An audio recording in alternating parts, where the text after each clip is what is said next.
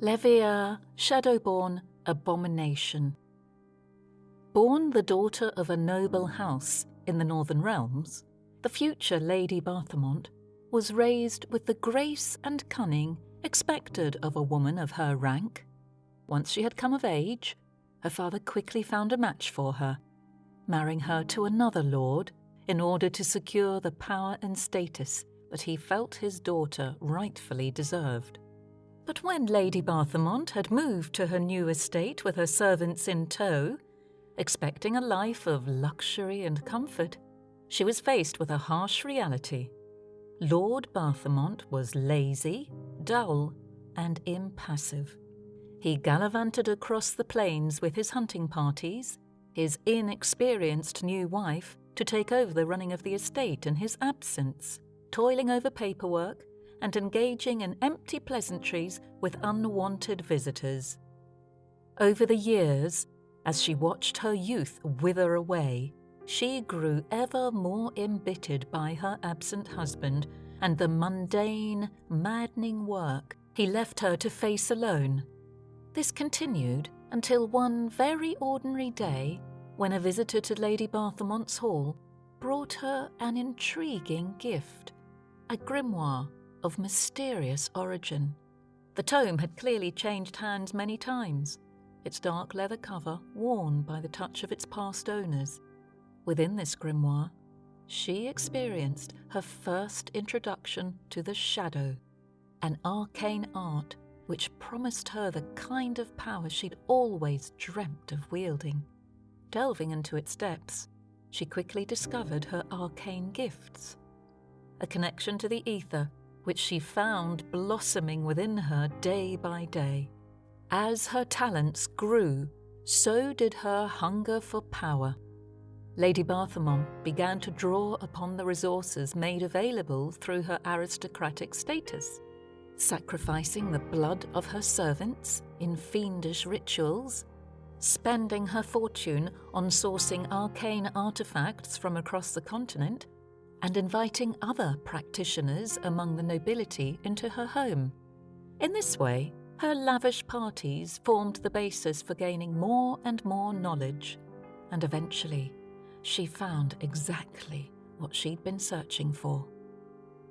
Lady Bathamont decided that she would seek to call upon an entity from the beyond who could imbue her with its own power and allow her to bend all others to her will. Yet, before she could move into the final phase of her plans, they were overturned, and one of her own traitorous servants stole the power for her own. The final indignity was dying by the young woman's hands, strangled by the very might she had sought for herself. The birth of a monster. Levier was born into extreme poverty, her mother forced to sell both herself and her child into the service of the Bathamont estate in order to survive. But after both of her parents disappeared under mysterious circumstances, Levier was left to spend her life serving Lady Bathamont. Although she was haunted by her mother's final warning to escape the Bathamonts by any means necessary, Levier chose instead to stay, determined to uncover the secrets of the Lord and Lady. Then, one terrifying night, Levier finally uncovered the truth of Lady Bathamont's dark games, witnessing the bloody horrors which took place within the lady's private rooms. At first, she was gripped by paralyzing fear, but Levier soon felt it transform into an intense, burning rage. She painstakingly recreated the lady's dark rituals, spilling blood in the dark of night, searching for the power she needed to take back control. Unfortunately, it was not long before her actions were discovered.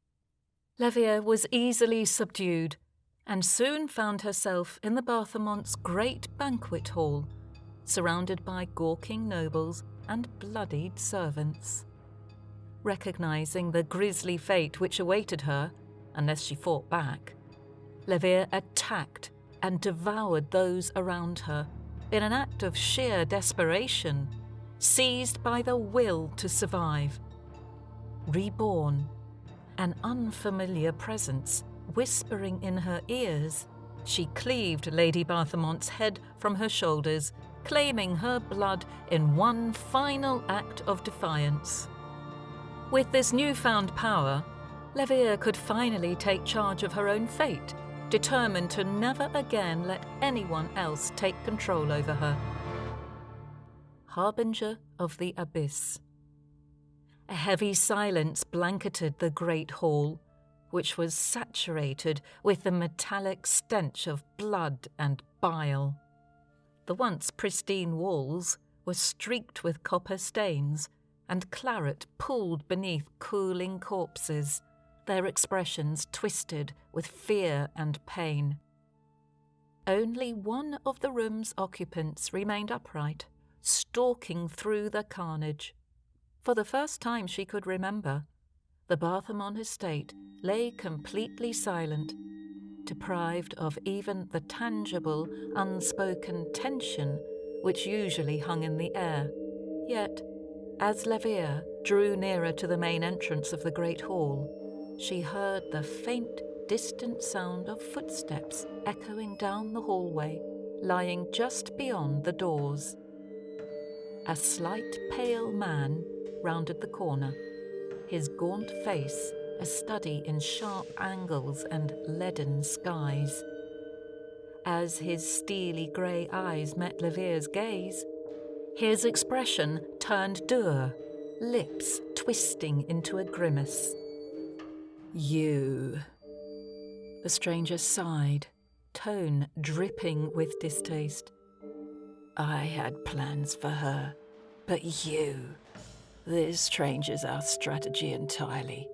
No matter, far too late to change that now. You are powerful in your own way.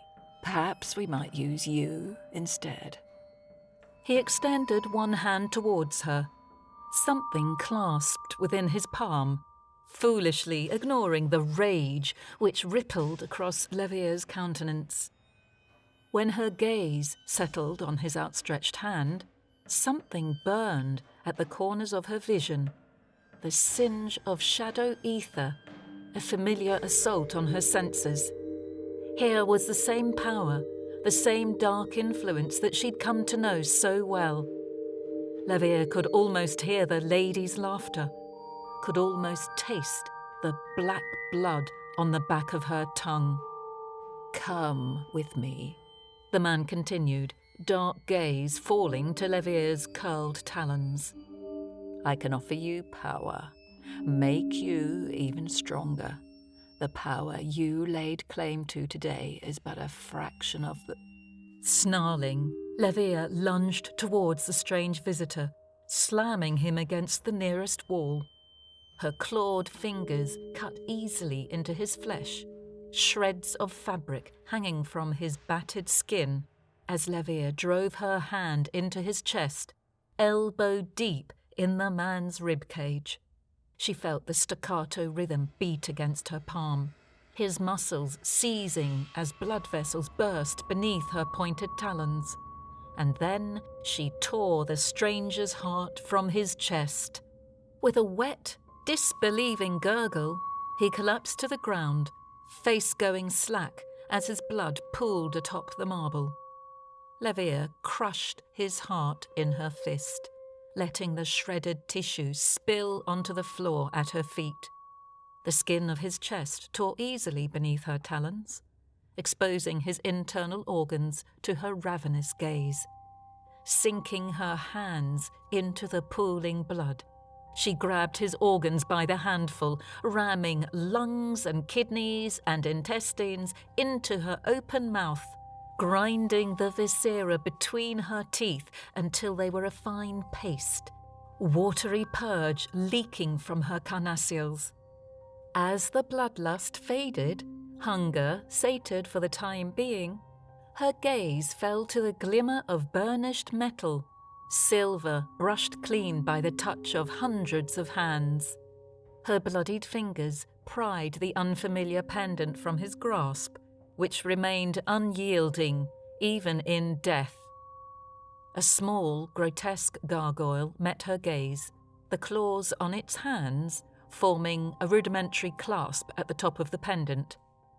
As she gazed down at the object, she felt the telltale etchings of an inscription on the back, rough against her fingertips. When Levier turned the pendant over, she found an unfamiliar script carved into the silver surface. Some say that those who die come to this, that which brings both an end and a new beginning. For this simple bribe, an invitation awaits thee. Another gargoyle, carved of stone, sat before her. Its expression was one of mischief, its cold, unyielding features curled into something almost resembling a smirk. As the pendant came into contact with its outstretched palm, the wall behind it began to shudder and shake, solid stone crumbling before her eyes, revealing a sliver of darkness amidst the blazing light of the rising sun. In an instant, the pendant simply disappeared, leaving only a tiny plume of white smoke. Levier inspected the opening with a small frown and, with one last glance at her surroundings, stepped through the revealed archway. The grounds of the monastery stretched out before her, the earth concealed beneath a thick layer of fog.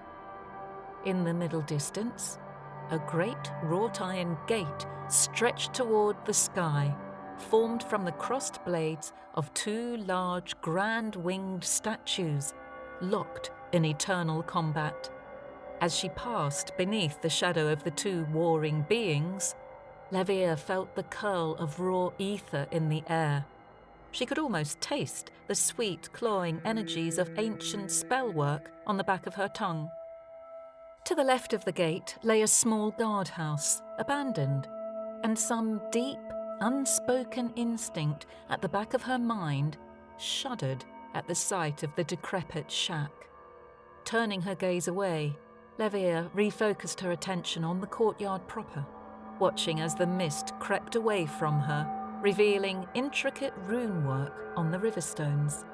Some of the runes were small, decorating the flagstones with simpler spells, while some were significantly more powerful, bordering the entire courtyard in layers upon layers of intricate spellwork. After a long moment, the monastery itself came into view. A large, imposing Gothic manor, it stretched far to the east and to the west.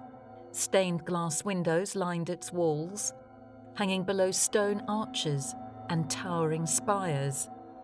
The massive front door was cracked open, and dusky light spilled out onto the flagstones. As Levier drew nearer, something within her shuddered at the perfect silence, absent the usual distant calls and eerie shrieks which were wont to echo across the grounds. The usual? How would I know what it's usually like? In spite of herself, Levier's feet carried her away from the open doorway, instinctually wary of the obvious invitation. The still air brought a chill to her veins, silence weighing upon her shoulders like the calm before a storm. Instead, Levier turned her gaze away from the entrance and chose instead to follow the outline of the building. As she stalked through the grounds, Levier found a part of her awakening, rising to the surface, as if attempting to rouse itself from a dream. A darkness seeped into the corners of her vision, the world turning dim, the taste of blood rising on the back of her tongue. Detached, Levier found herself moving a little faster. The now familiar feeling of hunger crawled up her throat, leaving her with a desperation which blanketed her senses, overwhelming her mind with the craving for flesh. Seizing back her train of thought, Levier forced herself to focus on the faint, burning pain which radiated from her closed fists, her curled talons slicing into the palms of her hands. As her breath slowed, the bloodlust slowly began to fade, allowing her to see her surroundings once more. A sea of green and glass stretched out before her, and a name rose to the tip of her tongue, unbidden, a foreign whisper which allowed her to glimpse the verdant, wild greenery which once filled this room. The Venarium. The name rose to the tip of her tongue, unbidden, as if whispered by some long-forgotten echo at the edges of her consciousness. For one split second, Levier could have sworn she remembered the Venarium in all its former glory. The once thriving plants were mottled with blight, an ink-dark sludge seeping down their stems. Their leaves were stained a murky grey. In spite of the gloom of her surroundings, the air was heavy with the iron-rot stench of black blood and the sickly sweet stench of decay. Catching a faint movement out of the corner of her eye, Levier turned her gaze toward the nearest plant. Its leaves had split open to reveal tooth-like growths stained a deep, congealing crimson.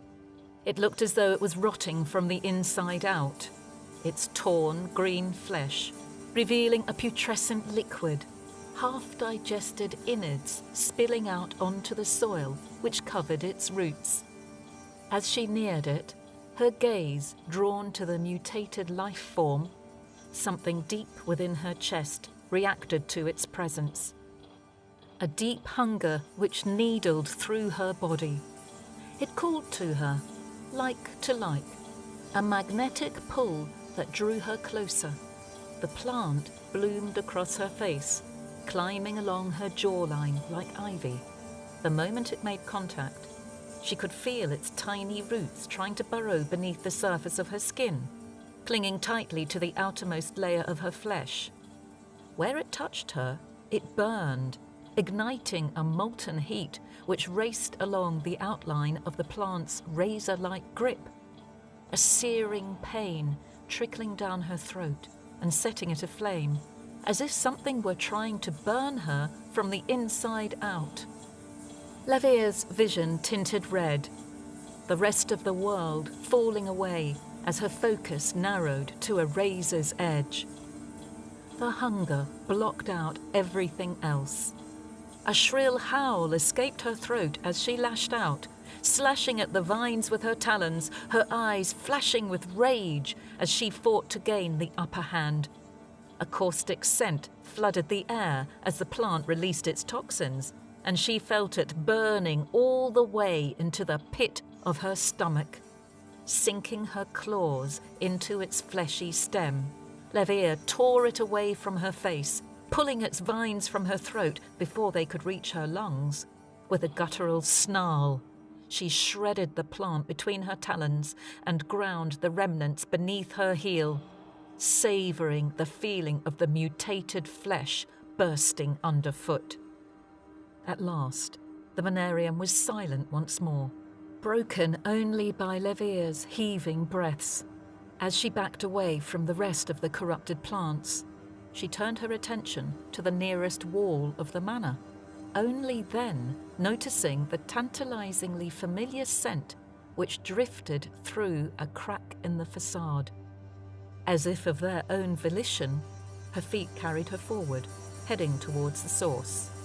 When she lowered her head, Levier could only just glimpse the interior of a room through the thin gap. Levier's bones began to crackle and snap as her skin writhed, and after a long moment, she managed to get a handle on her newfound power. Her body collapsed beneath her, ribs and vertebrae popping and shifting, her entire skeleton dismantling itself, bone by painstaking bone. As her skull finally fell to the stone floor, her body was finally liquefied, transforming into a tarry, amorphous pile of blackened viscera. It wobbled only slightly as it began to climb the surface of the wall, squeezing through the crack in the stones. With a series of sickening cracks, her body slowly reformed inside the mansion, and Levier found herself standing in the midst of a large, sparsely decorated room. Glimpses of the room's former appearance were visible beneath layers of organic, crimson, biological matter. The walls were coated in a slimy, visceral texture, not unlike wet muscle, pulsating in the low light. There was something so distinctly unnatural about the sight that an instinctive revulsion brought bile to the back of her throat, her veins burning with the need to fight or flee. Drawing air into her lungs with a sharp hiss, she turned her attention to the hallway just beyond, catching the faintest movements within the depths of the shadows. The thing staggered forward in an unsteady, lopsided gait, lurching to one side with each faltering step. In the low light of the lanterns, parts of its body looked almost human, with hints of unmarred flesh. A knee here, a finger there, part of an ordinary chest, ribs curving just above its stomach. However, at the edges of its body, changes rippled across its skin, revealing great networks of mottled veins and sharp talons. One good eye stared out of a broken face, a cheekbone sliced in two by a mouthful of needle-like teeth. Its other eye bulged out of a sunken socket, breaking away into dozens of glittering white pustules. The jutting edges of its mandible curved around the base of its skull, a gruesome imitation of a halo carved from tarnished bone. As the creature drew closer, Levier looked upon the near-human parts of its face and felt the icy, distant disquiet of familiarity, a name on the tip of her tongue. Another pair of the fiends crept out into the hallway, appearing amidst the gloom. When the first creature drew within range, Levier threw herself upon it with a snarl, claws tearing through its flesh as a ship's prow would slice through the water. In spite of its malevolent appearance, it bled like any other creature, its ichor red as any other human's would be. It crumpled to the marble floor with a dull crunch, and in the following heartbeat, the second creature lunged for her throat, only to meet a similar fate. With a dull thud, its body collapsed, leaving the one remaining beast in Levier's path. It stared at her blankly over the corpses for one long moment before it turned on its heel and fled down the hall. Its hesitant, blundering gait was all too reminiscent of a wounded animal, desperate in its attempts to escape the predator which followed in its wake. Something about its features stirred Levier's bloodlust to a fever pitch, the familiar sensation of searing hunger seeping through her veins. It inevitably stained her sight a deep, dark scarlet, blotting out her peripheral vision in a haze of bloodied mist. Levier remained oblivious to the difference, driven by hunger. Her gaze was fixed on the creature, which raced just out of reach. Just as her fingertips brushed its expanse of waxy flesh, it burst through an open doorway, dodging her outstretched talons. The room opened up before her to reveal a veritable horde of the beasts, all bearing the same bleary, steely, flintlock eyes.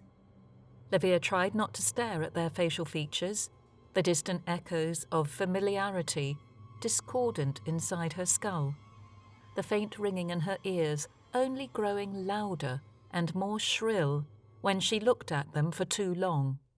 Some of the fiends could almost have been entirely human, if not for the distinct slimy coating on their skin. Grainy with ocean salt, it was as if they had risen from the depths of death's knell itself. Some looked like creatures from a half-remembered nightmare, only partly formed, their disjointed body parts strung together in the wrong order. The largest among them was a massive, amorphous being, whose ivory, gelatinous flesh glistened in the low light. A number of tentacle-like appendages sprouted from its pale form, holding aloft a single, disembodied head. Gleaming white bone lay exposed on one side of the head, the face split by a gash stretching from the top of the brow bone to the corner of the mouth, lined with scarlet muscle and ivory sinew. The open wound revealed the edges of his reddened eyeball. His pupil dilated from the pain, and yet as much as the creature fought to tear his face apart, the flesh continued to reform below the touch of its tentacles, as if stuck in an endless cycle of regrowth. The man's wide, pale green eyes locked onto Levier's from across the room, his teeth bared in an expression raw with both anger and agony. Without warning, an unfamiliar voice echoed within her mind, a tangible feeling which translated itself readily into words. "Free me. If you wish to avoid meeting the same fate as I have, free me, and I shall share what I know."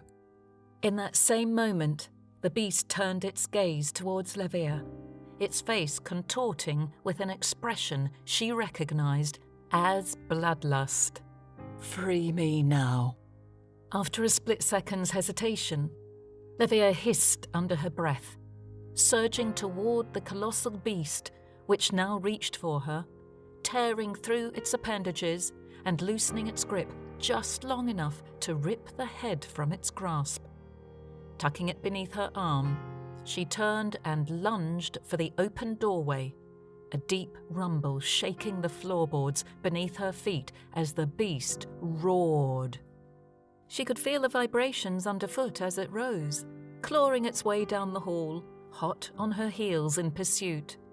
Even as the head's disembodied thoughts directed her through the labyrinthine network of hallways, Levier's feet were guided by pure instinct, chasing her far away from the gargantuan creature which threatened to consume them both.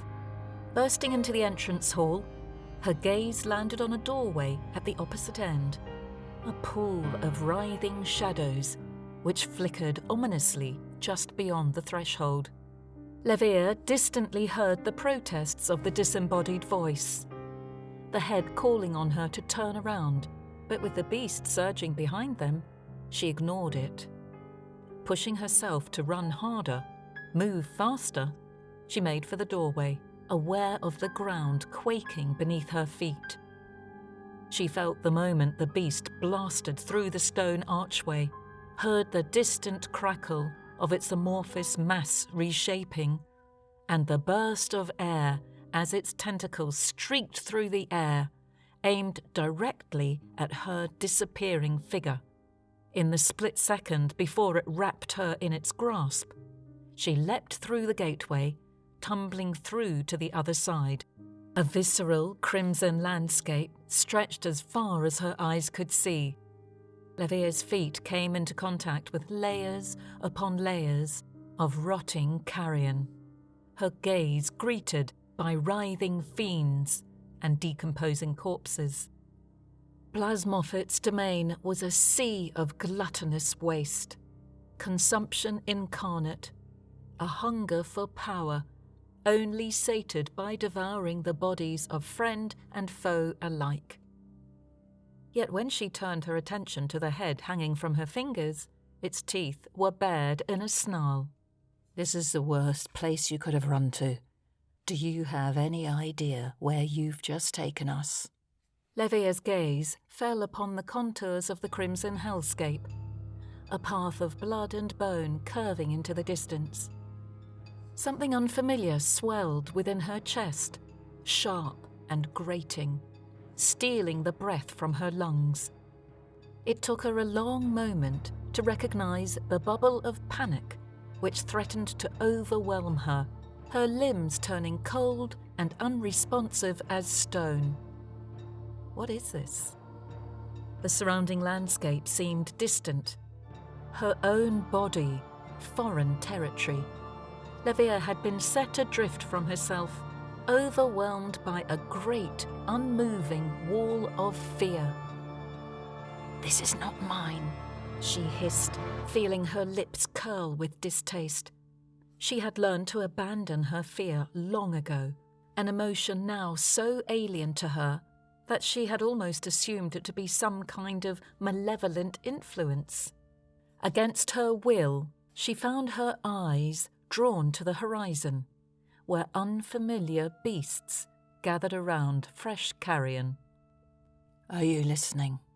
That same fire which had blazed within her just days before, the very same that had driven her to behead Lady Bathamont, now awakened in the pit of her stomach, determination stealing her nerves.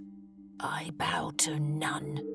The head swung wildly at her hip, his distant voice hissing distaste as Levier turned towards the horizon, set her sights on the beasts which gathered there, and struck.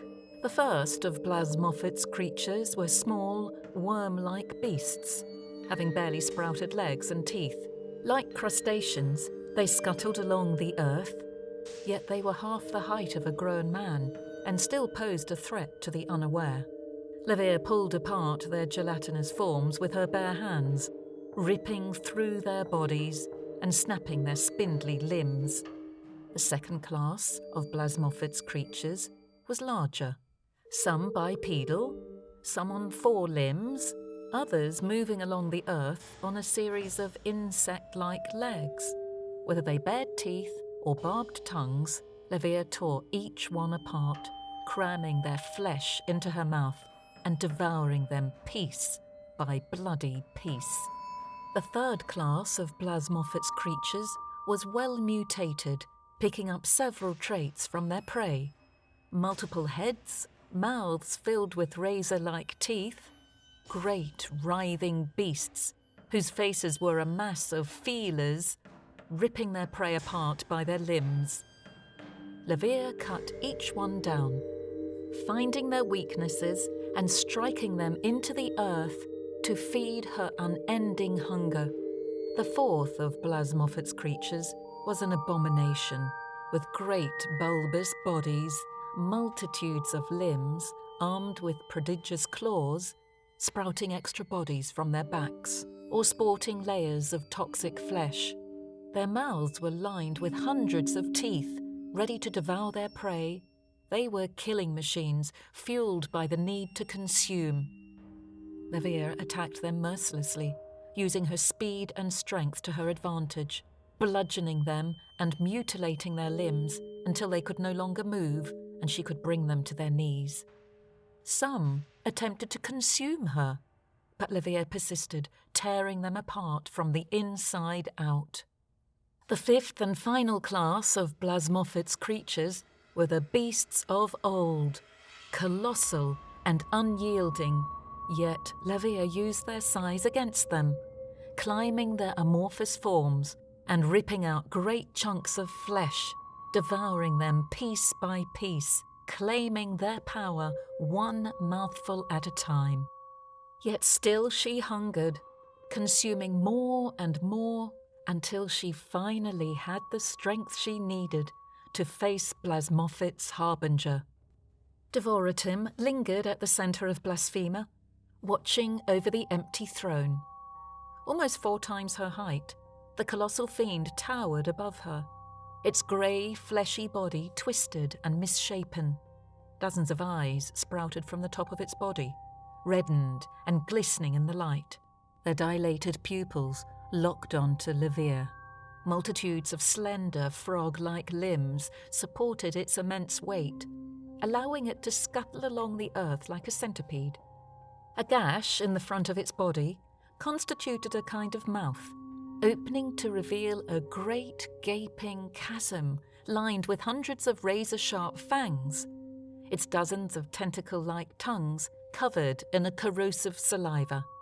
However, even in the face of this horrendous brute, Levier did not falter. After hunting and devouring enough creatures to become a beast in her own right, Levier went toe-to-toe with the Devoratim, propelled by sheer rage and bloodlust, lunging at the being's immense mass of a body. Levier tore out one of its eyes with her bare hands, snapped limbs with the weight of her mace, buried her talons into a writhing tongue, and ripped it from the beast's mouth. She left great gashes along the side of its body. The massive six-headed mace she wielded was a grounding centre point in the midst of the ravenous bloodlust, gouging great crimson wounds into the beast's flesh. Piece by piece, blow by blow, Levier clawed out chunks of raw flesh and crammed them down her throat, gaining half a step for each mouthful, siphoning power with every bite. Finally, it began to slow, yielding to Levier's sheer determination. Her teeth bared as she ripped another one of the tongues from its mouth. It tried in vain to escape her grasp as she dealt the killing blow and consumed the devoratum in its entirety. The mass of gelatinous flesh disappeared past her lips, organs staining her chest as she devoured the beast, claiming its power for her own. When Levier stepped back through the gateway, she could smell the difference in the air, could feel the quiet give of power as the balance shifted in her favour. Yet, as she stood there, she felt the slow swell of an oncoming storm, felt static flood her limbs, paralysed by some intangible force. Something came to the forefront of her mind, a presence not unlike the distant, detached voice of the disembodied head she still wore at her hip. "Thank you for your assistance. I can take it from here." In an instant, Levier recognised the voice, felt the sharp sting of anger as she bared her teeth. "You! I killed you. You should be dead." "You should know better than that. People like you and I, we do not die so easily." His reverberating laughter stoked the tight burn of her rage into a firestorm, and distantly, Levier felt her hand curl into a fist, talons biting into their palm sharply enough to draw blood. "Now, surrender to me, and I might just let you remain. This is my body, and you shall not control it." "You think you can fight me for it?" Again, she felt the caustic sting of his sardonic laughter. "Try." Distantly, they both heard the scuttle of half-formed footsteps echoing throughout the room as the waxy creatures emerged into the entrance hall. This time, Levier could recognise their features and finally placed why the beasts had seemed so frustratingly familiar. "You? What are they? What are you?" "My creations. Our creations, I suppose. Though they will not recognise me in this form." Despite not being able to see his expressions, Levier could sense the wry amusement, could almost glimpse his irritating smirk. "Give me control, or they will attack." "No. Give me back my body." "That's not how this works." Levier growled, overwhelmed with raw fury. The struggle for her body was indescribable. The sensation of wresting a parasite from deep within her chest, pulling the very air from her lungs with her own two hands. It burned a caustic compulsion, like trying to breathe under the surface of a lake and only drawing in ever more silty water, drowning in mud and filth. She could almost get a grasp on his presence, could almost wrap her consciousness around his. But every time she came close, he would writhe and slip out of her clutches, slinging his own thoughts back and poisoning her mind. As if through a great layer of fog, Levier heard the low, reverberating hum of the gateway behind them, felt the static energy in the air as something else emerged. Together, they moved their head just enough to glimpse the newcomers out of their peripheral vision, conjoined for one split second by the need to sense what stood at their back. A man emerged ahead of the rest of his companions, black hair curling through the air like mist as he pulled through the surface of the veil. Faint runes blazed violet on the pale expanse of his skin, glowing beneath the straps of armour which covered part of his chest. His robe dissipated at the edges like a half-remembered dream, a chain whip slowly coiling, the segments reconnecting to form a sinister blade. His dark, severe gaze flicked to the creatures before them for a split second before he turned his face to hers, expression unreadable. While your face is unfamiliar, I recognize the shadows under your skin. I see that Graves wishes to take control, but that coward lacks the power. Watch and learn. With a flick of his wrist, his sword separated once more, blades slicing through the air between them with a sharp crack. Like lightning, the very air seemed to spark and cleave itself in two, revealing a nebulous silhouette framed by raw ether. The hunger made itself known, striking her with the force of thunder. She felt the exact moment that his control weakened, seized back the reins of her muscles, and with the speed and might of a gunshot, snapped the revealed soul between her teeth. Graves's consciousness was a fine wine on the surface of her tongue, slipping easily down her throat. Levier heard his voice fade with a deep sense of satisfaction, baring her teeth at the stranger in a rough approximation of a grin. He chuckled darkly, and for an instant she glimpsed the presence which lingered in his shadow, eclipsed by the arcane aura which surrounded him. "You're like me."